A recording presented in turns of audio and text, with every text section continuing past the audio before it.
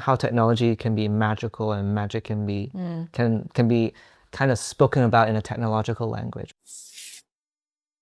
So today's visit is in the living space, working space of Sheung Yiu. Yes.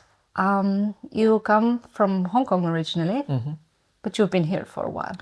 Been here for 7 years. Yeah. And thank you for having me today. Pleasure.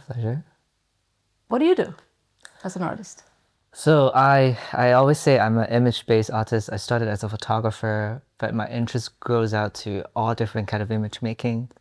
So I'm interested in, technical images, stylized images, data sets. And my work, a lot of my work is through photographic research and video essay or performances to kind of make sense of all these images that we see today, whether it's be from the fine art side by artists, or whether it be really operational images, like images that are made to train data set, or images that are just there for other machine to process them.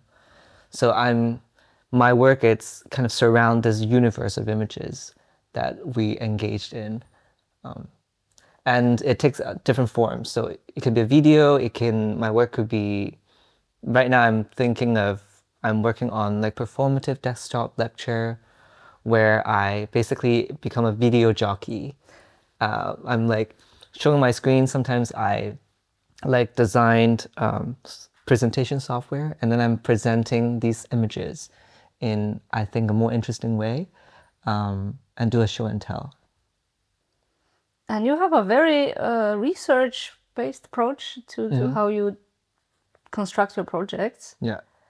You just mentioned, now that I came here, that you are sending your dissertation tomorrow for Yes. For a review. So can you tell me a bit more? Like, you're doing a PhD. What is it about? How? So the title of my PhD, or like the monograph that I'm writing, is called Hyperimage, Photography Beyond the Human Scale. So it's about, I'm looking at images that that kind of emerges from the intersection between photography and large-scale computation.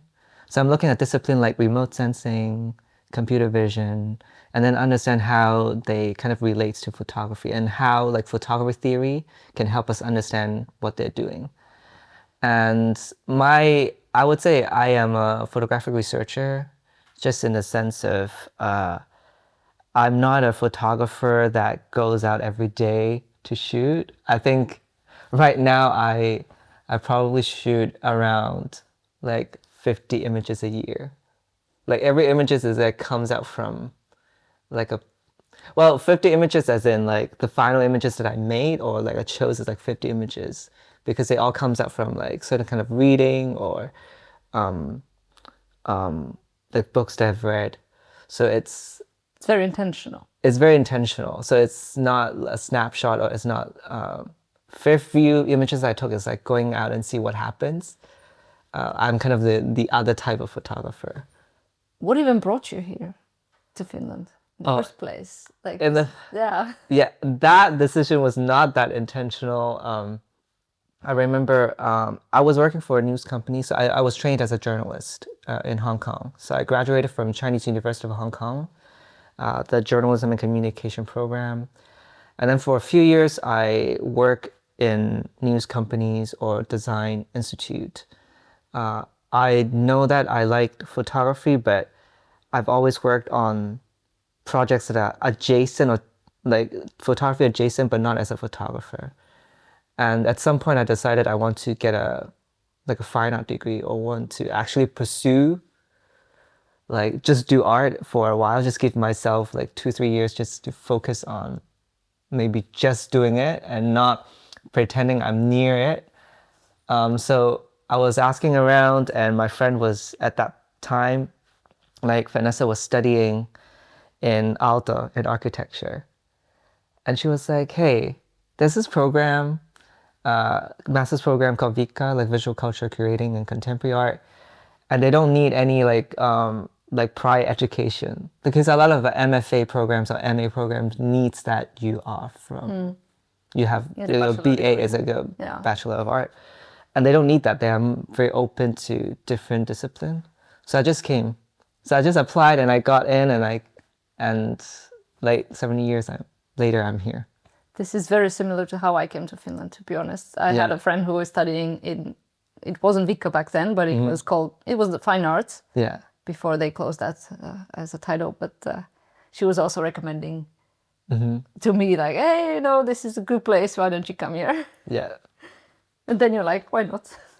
Yeah, I mean, I really was looking at different programs in the UK, and because in Hong Kong usually you look at programs in the US and in the UK, and both of them doesn't fit me.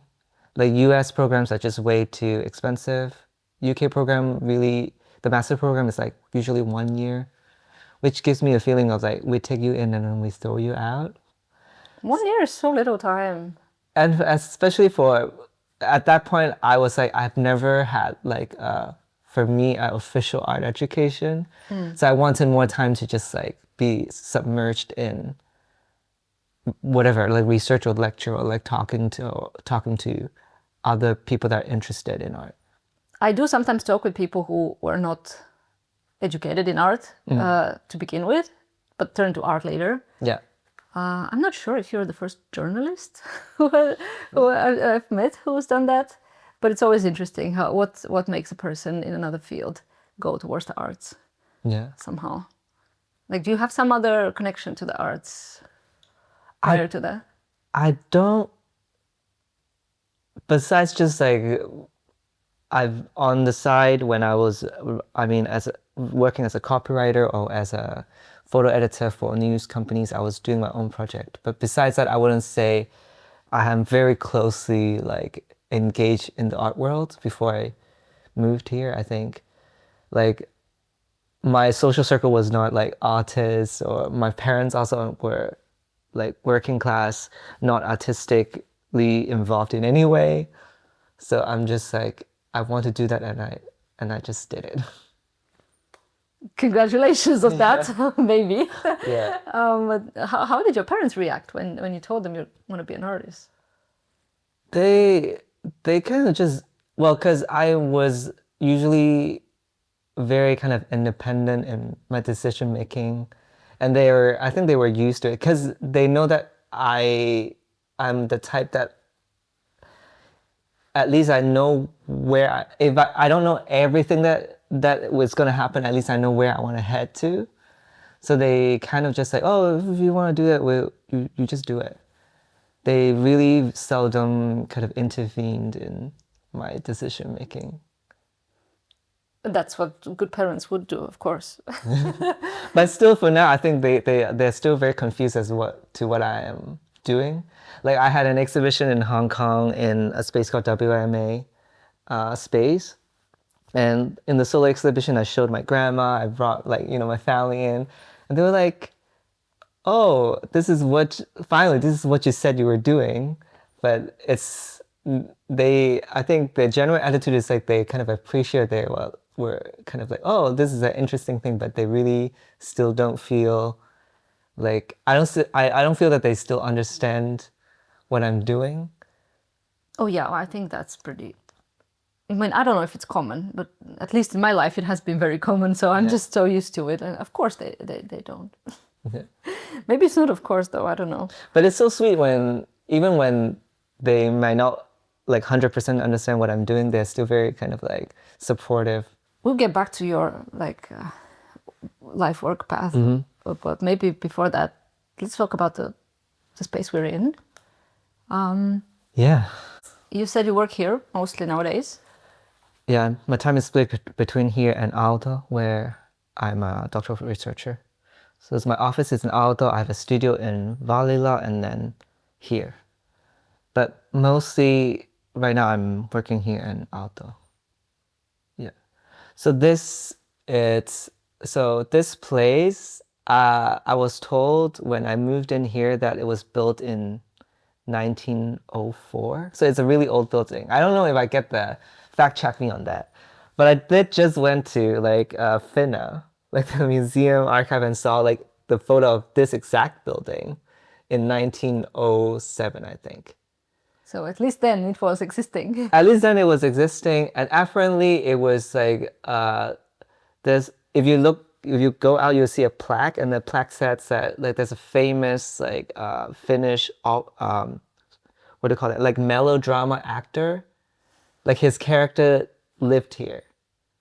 The character, not The the character, not the actor. Okay. But so apparently this building is a little bit famous, at least. Yeah, and then I just moved in after 6 years of living, oh, well, 4 or 5 years of living in Aalto, like in a student dormitory. And I just had enough, and then I moved out. Yeah, I mean, I get the dormitory living is not bad. It depends maybe what your luck is with that, but Yes. yeah. But of course, at some point, I guess you want to be by yourself and I want to be by myself. I want to. Also, it's really nice. I really like nesting, as in like find furniture, find things I love, and put it in a place, and no one moves it. Like, as in I can kind of really have a space exactly that I wanted, and then another point is that I can just like do work here and then just leave it there. yeah. And not having to like tidy it up and just let it kind of ferment. Why don't you use your studio though, if you have a studio? Yeah, I mean, sometimes studio could be hard. Like I shared studio with, well, right now, 2 more artists, and sometimes they may have like more work coming in, or like they've moved something in and out. So it's hard to coordinate or like have work that just like be there. And yeah. If your home works for you, of course, it's very convenient for some people to just roll out of bed and in the work. Well, I try not to do that, so I still try to go to the office or to the studio when I have like long work that I have to concentrate, like writing or like maybe sequencing a book or like drawing like storyboard. I try to get out of my home and go to a place to focus. But yeah, it's nice just to have some work around, and so when I do research, I can just be here. Right. So what do you like about this room specifically that you like to work in it? Well, I like how old buildings have very different layout, because like the new buildings nowadays, they all have like this modular. They're very square. They're Very square. So I like the tall ceiling. I like that like cabinet there that I was told it used to be like a fridge. Yeah. Because I'm from Hong Kong, so I don't know what that is. And then the owner of this apartment, the previous owner of this apartment, they were architects, so they told me, oh, this is what used to be a fridge. So in the winter, you can just put like things there, and now it becomes my like wine cabinet, like. And I love this like nitty gritty thing about like small design details about a place, because you just don't. I don't think you get it in new buildings anymore unless you really intentionally. No, yeah, I don't think you do, and probably the walls are even not that thick. No, the walls in buildings, so there's not even space for such a cabinet. I mean, I've lived in a few old buildings, and all of them have this fridge. Yes. Cabinet. Yeah, it's really cute. Yeah, I mean the space is not too big, but the kind of tall ceilings really compensate for it. So I can grow plants like that, and I also really love kind of what do you call that? Windowsill, maybe it's called, like just like a place, the tile, and then I can put like things next to the window. I do sometimes like burn incense there and then read a book. I sit on that armchair and read a book and burn incense, and I can like focus for half an hour. How big is the room? Do you know? This room, like the whole apartment, I think it's around 30 to 40 square meter. Yeah. Yeah, square meter, I think. So this would be probably 15, 20, something like that. Probably. And it's definitely enough for your work. For my work, and I live alone, so it's definitely enough for me. It's a perfect size for me actually, because I don't have too many places and surfaces to clean. just like yeah.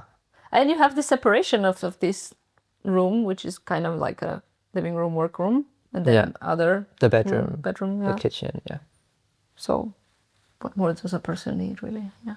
yeah. Do Maybe a storage space. I was gonna ask about that. Yeah. Do you store everything here?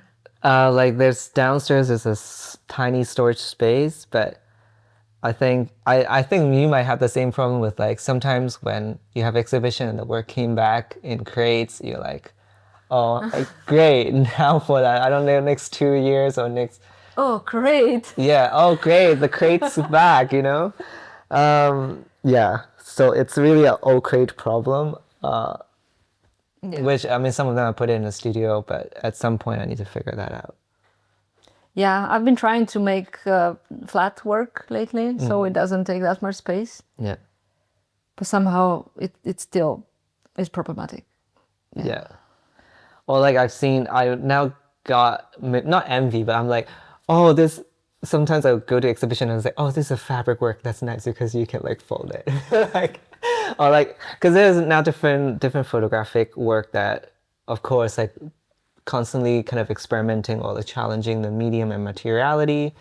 And so sometimes it's not just framed work, it could be, or like fragile on like really fragile photo paper that you have really to keep like nice, but it's like, you know, on rocks, on wood, on whatever. And those still take space, but they're less precious in a way. So it doesn't have to be like clean, like kept in a, you know, air conditioned, whatever. I mean, not that I have one, but it's like the way was to do that, no?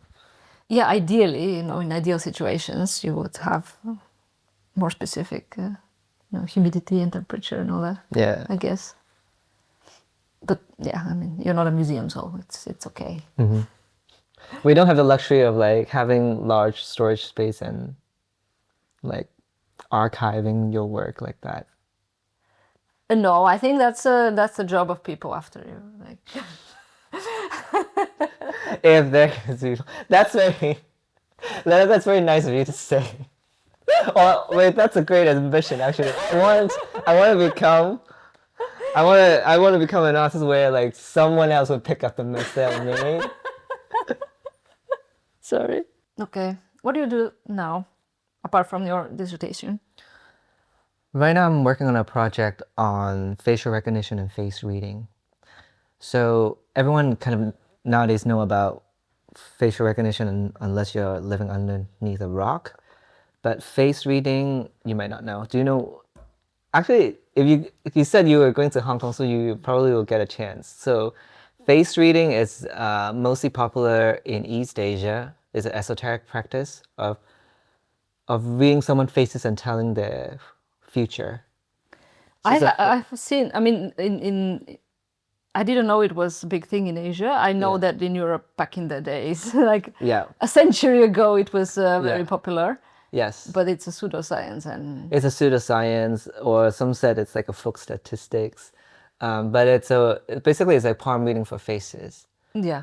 But it's also, but now I'm looking at this two discipline. One, it's like seemingly high tech and accurate. The other, it's more like esoteric practice, and people kind of what do you call it? Like they dismissed it as superstition, or like astrology. You know, it's like astrology. Like people believe it. People don't. They don't. And I find it very interesting because facial recognition can just be as irrational as face reading. So I'm just like looking at these two practices, both about faces, both about dots. One is about facial landmarks. Face reading is sometimes it's about moles. Like, what does this mole mean? What does it tell about your future? And then just kind of looking at the history and telling a story about how technology can be magical and magic can be can be kind of spoken about in a technological language or communicated in a technological language. So again, it's like a photographic image studies kind of thing. Yeah. Looking at diagrams, looking at photographs, and what do they mean? Why do people make these images? And then try to build a narrative around them. I really feel like we are living in a technological medieval time. Like I think things are getting backwards a little bit, as in Well, black box algorithms for sure. Like we're using something that we don't exactly know the logic or the reasoning behind it. No. So we're just trusting something, which is, in a way, there's a mathematical base and statistical base to it. But on top of that, or underneath that, there's this belief of that data will lead us to some, or data sets or large scale computation will lead us to something that is true that we don't know, which is a kind of faith in a way. Yeah. And I say, if that's a faith, face reading is a faith of like how the way of nature manifests on your face. So what? Let's deconstruct them. Let's peel these part off and look at what the faith is and whether they're actually kind of universal or maybe not. Maybe they're not universal, but maybe they function similarly. Maybe. I mean, probably they do because it's all constructed by the human mind, which is kind of, it has the same logic in any field. So Yeah. yeah. I say like the same thing with photography as well. Like people used to trust photography as the medium of the truth and that it has a documentary value. Like I take this picture, hence I experience it and I'm using this photo to tell you that I saw this. And then hence it's part of the reality. I mean, this is a very kind of naive belief now, but photography, the relationship between why I look at a photograph and believe that has something to do with the real world is also a belief. It's also a faith to the medium, to an image. Like, why do I trust a photograph more than a painting when they're both telling maybe a story about maybe labor, like realist painting and photography? But I think that people trust paintings before times of photography. They do Yes. trust how things Yes. were. Exactly. So like how like photography kind of take over, well, the burden of representation or whatever, Yeah. and then painting is freed up to do other stuff. And then now with data sets, with computer vision, is that happening in a similar way? And how is that different from the previous kind of exchange of like the burden of representation? I think that might be like very not for that somehow for me it's very very central to photography. Like a central theme in photography is like, why does this image, any image, have any connection to what we're experiencing? But maybe for some photographer it's like very kind of up there and not relevant. But for me it's very relevant, as in I guess as artists as well, like what images does. Yeah, no, definitely. I mean, I've been very interested in images myself. Maybe because I also studied photography at some point. But I get what you're saying, and it's. I mean, people have been thinking about the image generally for at least half a century, even more. So yeah, it makes sense. Absolutely. What would you say are otherwise your main themes in your work? My main themes are, well, data, maybe, or operational images, or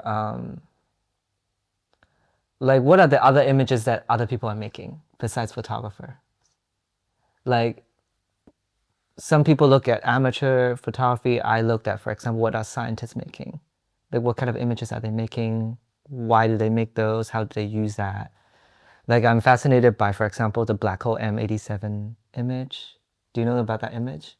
The circle thingy. The orange donut. The orange Yeah, donut. yeah. It was like, yeah, it was published in 2019. Well, but it was made, the data was captured way before that, but it was published in 2019. And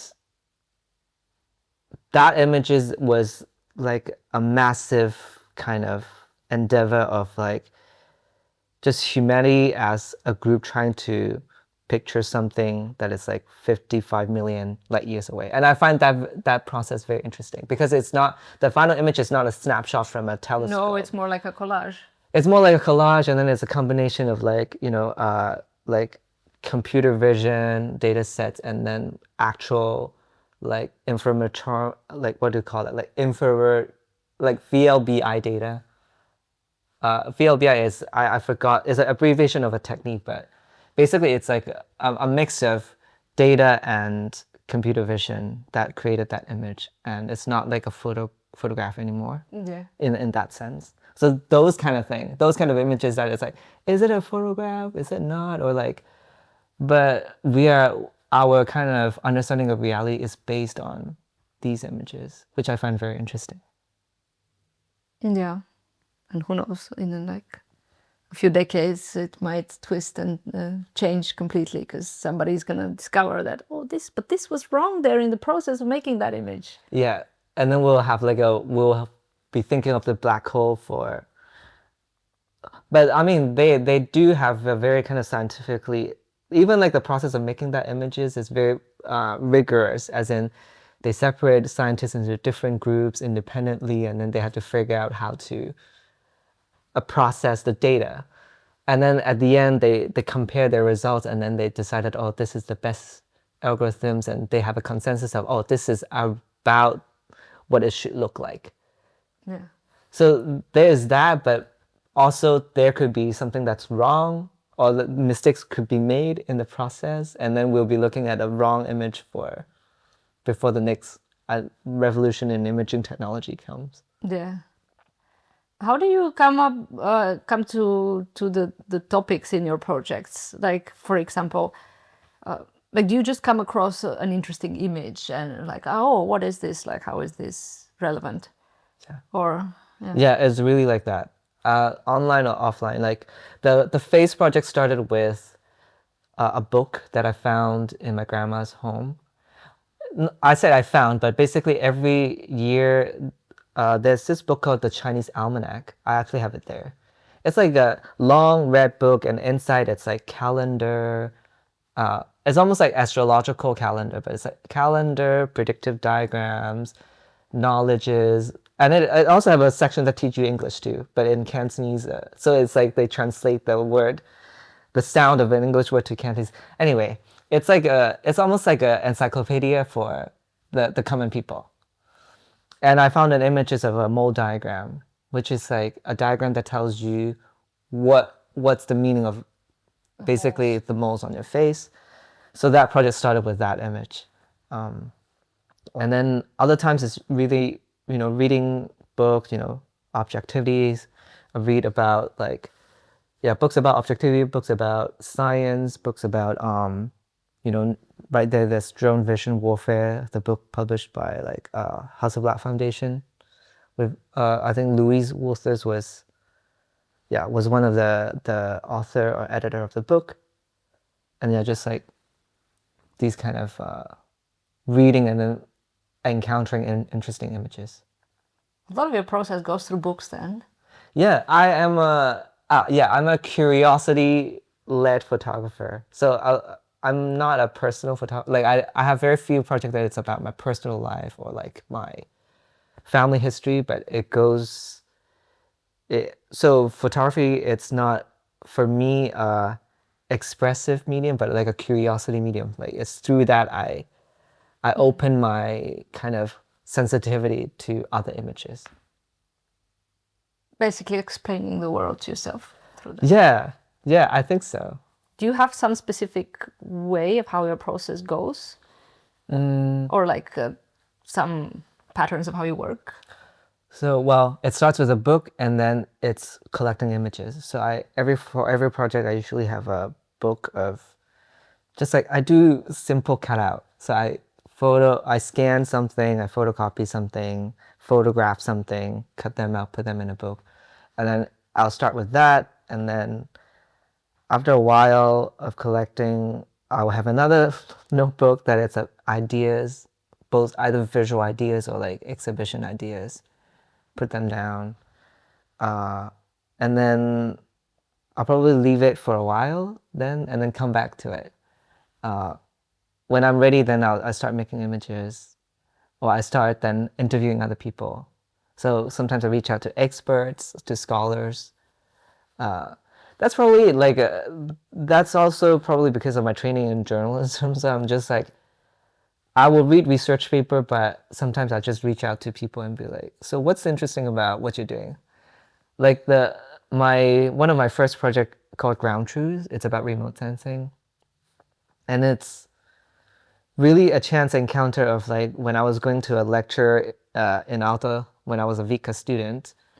I just encountered these two scientists like taking a smoke break with like a giant, like later on I know as a LiDAR scanner, Oh yeah. and then a tree, like Yeah, and I've a seen the big LiDAR white scanner. background. Yeah, yeah.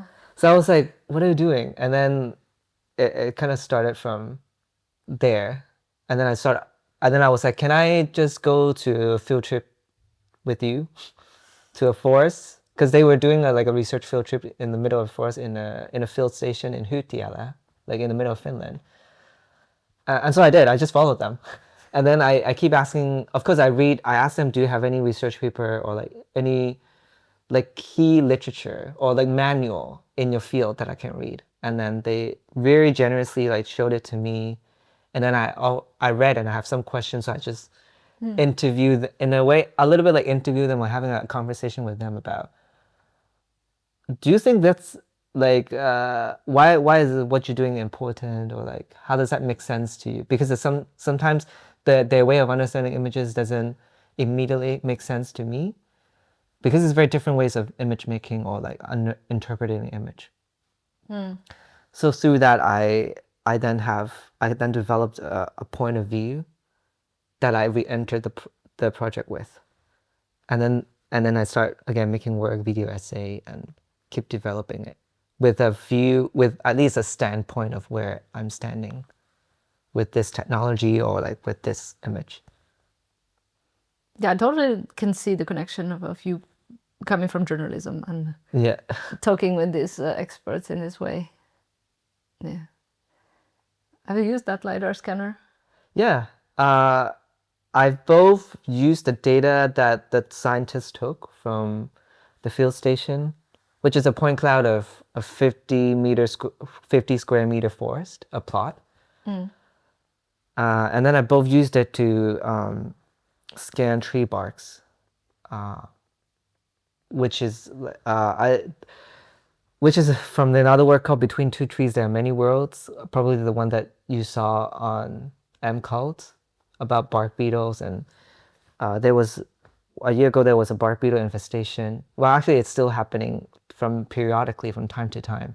And when tree get infested, they lose their tree bark. So it's like you'll see if you go to central forest, sometimes you see like naked trees with no tree bark and just like Is that their way to get rid of the beetles? Are the beetles in the bark?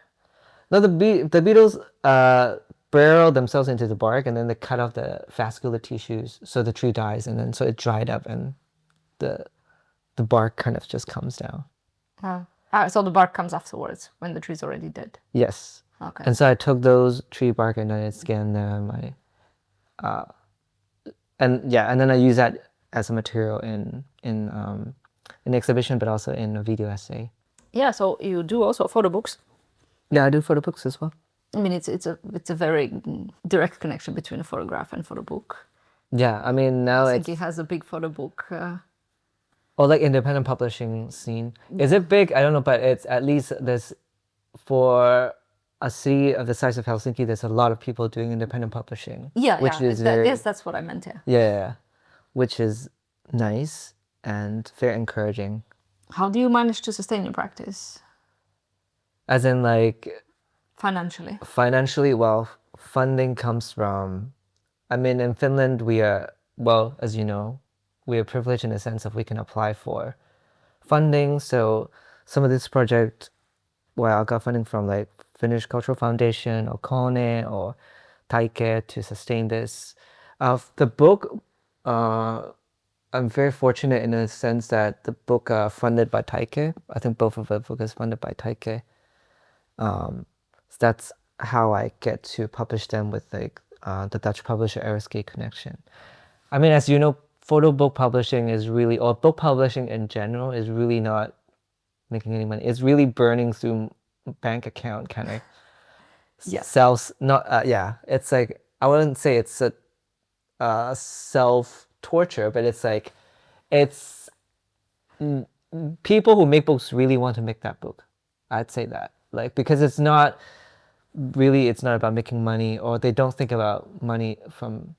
They think about money about making the book, but they don't think about making money from books. So they really have something to say to make a book. At least And when artist. it's an artist book, it's like an art piece a little bit. Yes, yes.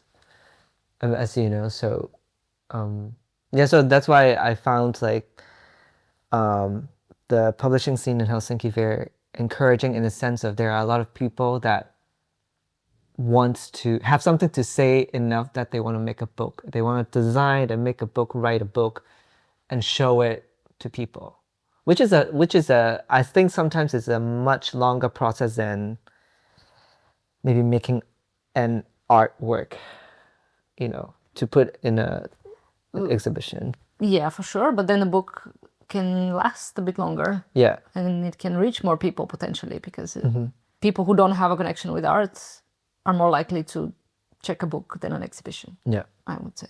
That's not like a data backed, but that's just my impression. Yeah. How do you get to choose exactly what the end result of your work is? Like how it looks like? What the exact medium it is? Or is it? This is something that I'm still thinking, or at least trying to explore a lot. So how do I make a photo means exactly how I want them to mean?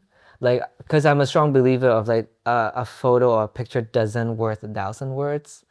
And it's really about like how I context or how the artist contextualize them, either through form, either through narrative, or either through like the installation experience. So right now, after I make those images or a video, then I started thinking a lot about like the exhibition installation. Or is there something else in terms of like hanging or materiality that can help really narrow the context down? So it's not, I don't want my images to be free up for open interpretation. So you don't? I don't, like, because I think, when I show someone an image, it has a specific purpose or it has a specific history that I want the other person to know. So I try to use, whether it's design or hanging or the way that I make work, to get the message across. Not an exact message, but like at least like you defined a room where people can think instead of like just an infinite big room where you can do whatever you want to think about my image. I want to kind of get at least a room where people can start from that starting point and explore outward. Then how are your images different from data visualization? If they only have a specific purpose to present. I say my purpose is not that to datafy the world, quantify the world, or then make them into a very specific information. So I am providing like a narrative or like a direction to look at, but I'm not specifically saying this image just means this. Or this image is used for, I don't know, surveillance, and that's why I'm making this image. The sole purpose is just to do that. Because I feel like a lot of data set, the sole purpose of doing that has a very specific goal already before even they take the image. Yeah. And that it's, I guess, slightly different from how I think about how I work with my image. Do you have some exact like routines of how you get into the work when you sit to work? Not really. Right now I do a lot of, when I'm not making work, I do a lot of rabbit hole, like I go down to rabbit hole a lot. So it's like my desktop is just like 80 tabs kind of all open. Because it's like I research like, well, facial recognition and facial reading, and then it leads me to like old, like an archive or like a blog from Yale University about a tablet it was from the Babylonian period that talks about, they have text that talks about mole reading, so like what each mole means, and then I go down that rabbit hole, and then another tab leads me to another rabbit hole about like liquid crystal, like the invention of liquid crystal, and how they're discovered from like carrots. Like people were just making, well, they're not making carrot juice, but they are kind of grinding carrots and extracting like I think I forgot like the name of that organic compound, but basically that it's the proto chemical that leads to the development of like liquid crystal and then LCD screen. So it's a lot of this. It's a lot of like I just started from reading somewhere and then I go deep down the rabbit hole. When do you decide to pull yourself out of such a rabbit hole? Because I can see how this can just spiral like to infinity almost. When I reach an idea where it's like, oh, I can immediately think of a visual or like a relation to photography. Then when I kind of accumulate enough kind of strength, or like, you know, sometimes when you think it's a good idea, you don't necessarily want to do it yet because sometimes you don't have enough like belief in that idea or whatever. But then I just let it ferment, and then but sometimes you reach an idea where you're like, I know exactly what I want to do with it and I'm going to do it. So when I reached that idea, I stopped, and then I know where I start from there. Do you include other people in your work apart from these experts? I work with artists too, as well. Like I work with Gilles, there's a French mask making artist who's working with a lot of like very interesting 3D printed mask, different ways that reference technology or just culture in general. And so I sometimes on Instagram I saw artists like this interesting. I just reach out to them and be like, do you want to do something together?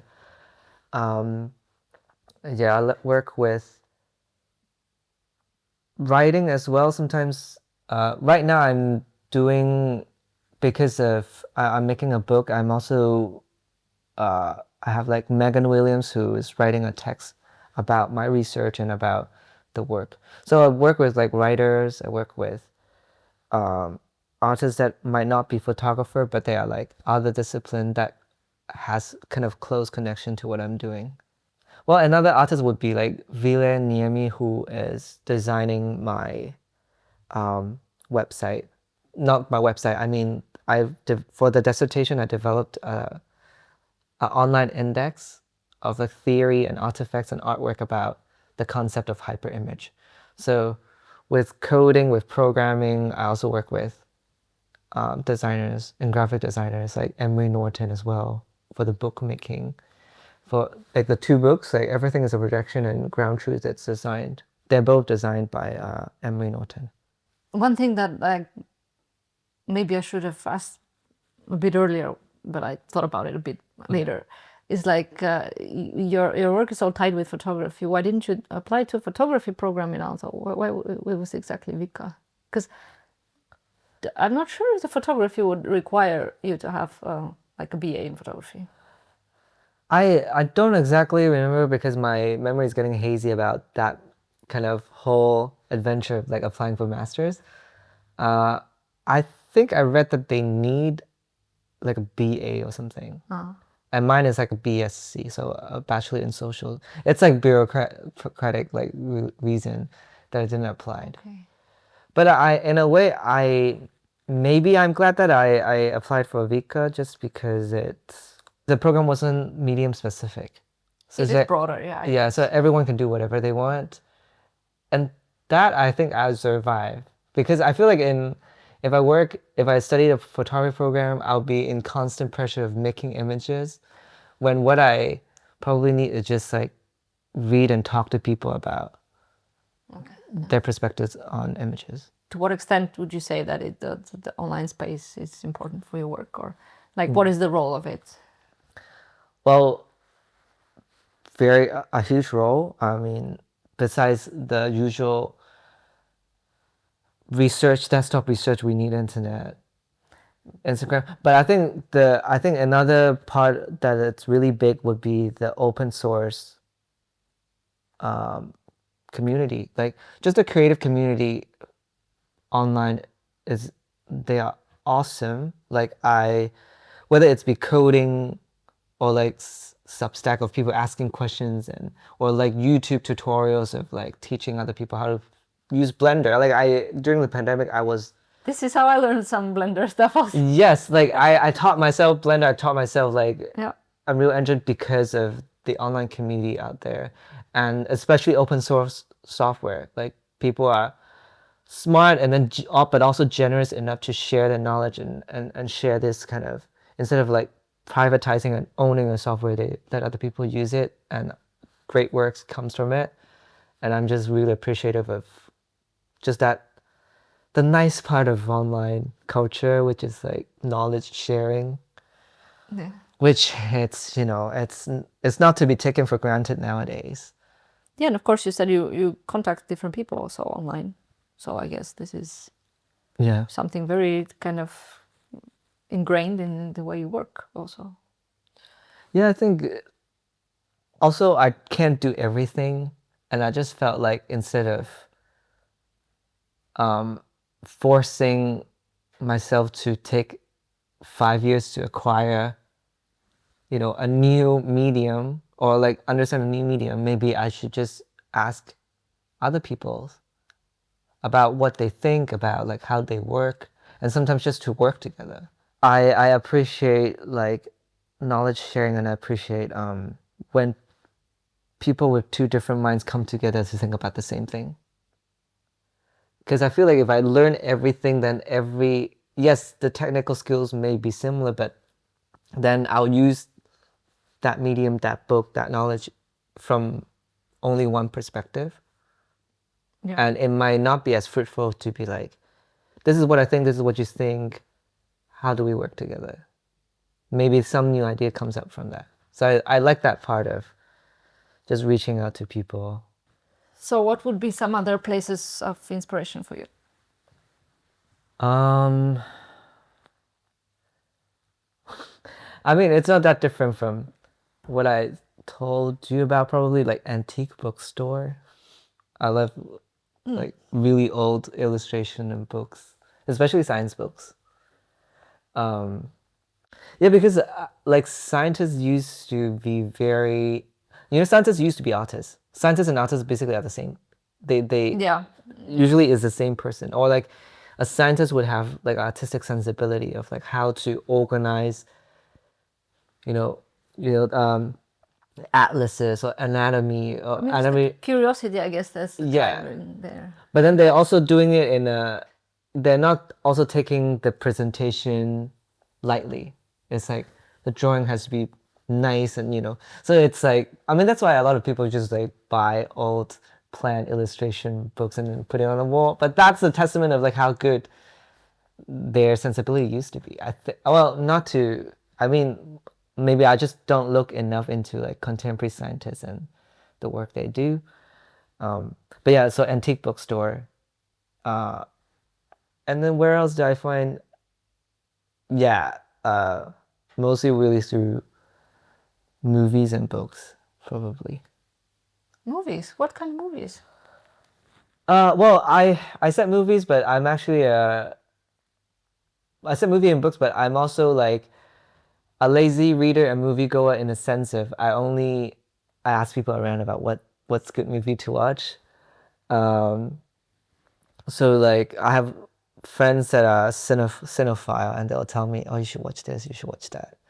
I mean, recently I was told to watch like before sunset and before sunrise, I think. Because I told my friends that recently I think rom-dram, like romantic drama, it's like a very interesting drama to pop up, like a genre of cinema to pop up again, because it's not rom-com. It's not like kind of just trying to make romance very kind of like see romance through a rose-tinted lens, but it's really talking about actually romantic relationship is very dramatic. It's probably one of the most dramatic things that we do in life. So like, So rom-dram is like a soap opera packed in one movie.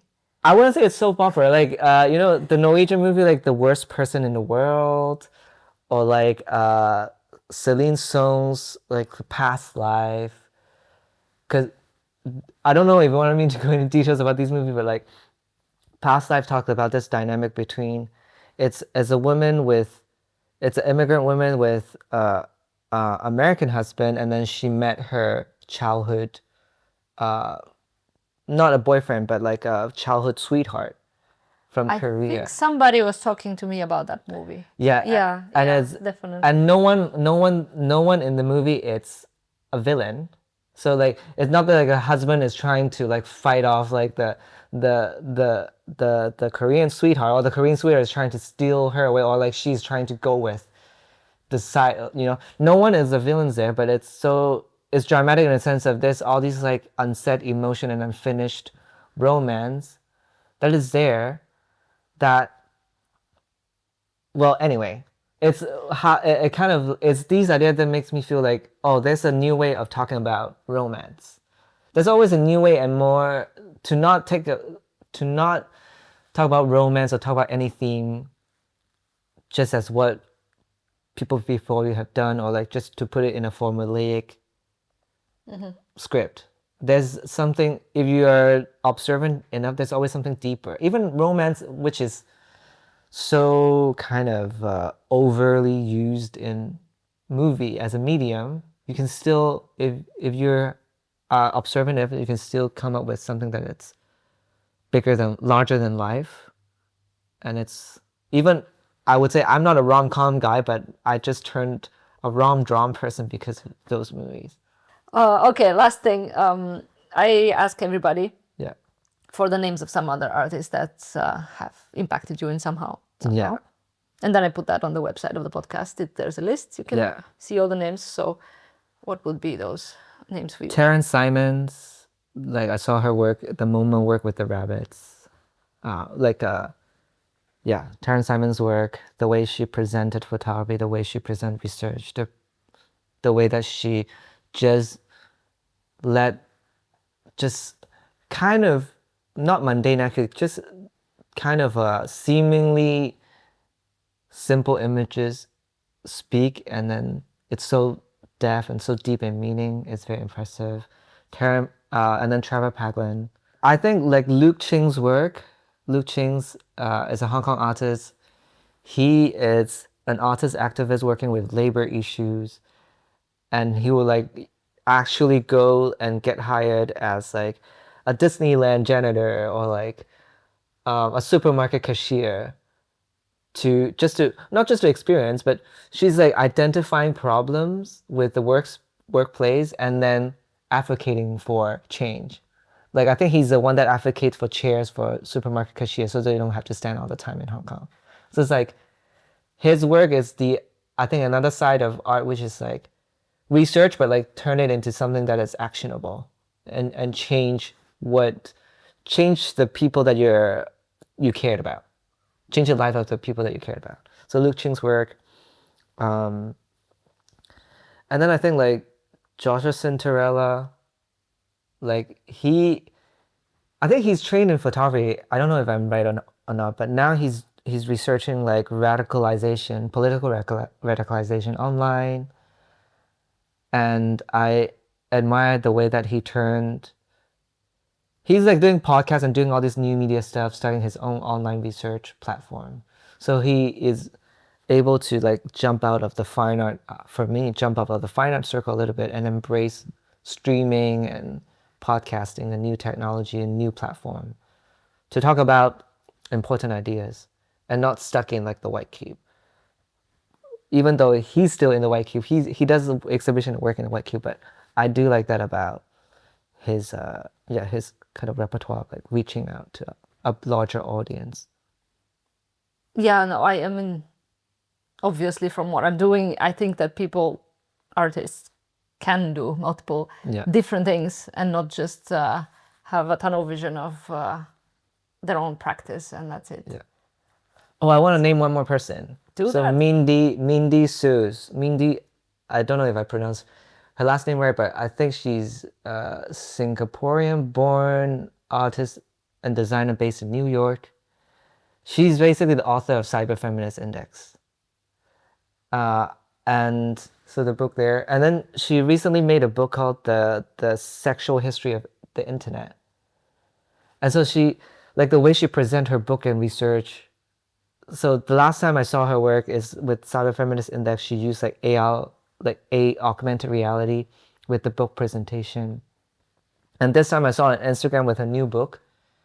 She's doing this like she in a narrow space. She's asking people to like she's placing chairs in different positions, and so they just like the participants is not facing her but facing all different directions.